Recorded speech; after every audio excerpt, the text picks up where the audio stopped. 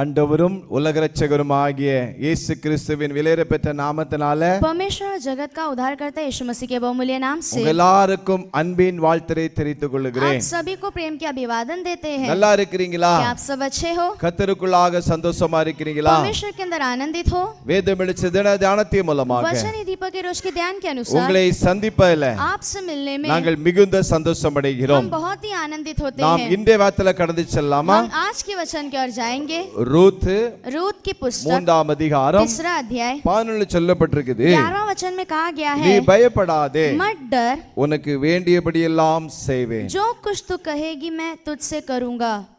ஒரு நல்ல ஒரு வார்த்தை. एक अच्छा एक वचन है.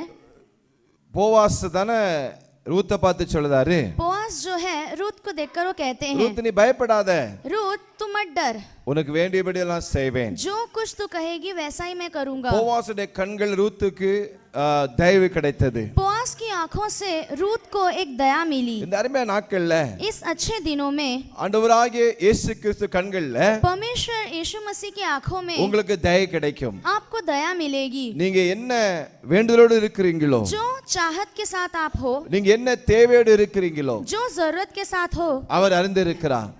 वो जानता है. அவர் மன விருப்பத்தின்படி தருகிற தேவனாக இருக்கிறார். वो मनोरथों के अनुसार वो देता है. அவர் மன விருப்பத்தை நிறைவேற்றுகிற தேவனாக இருக்கிறார். वो मन की इच्छाओं को वो पूरा करने वाला அப்போ परमेश्वर நீங்க है.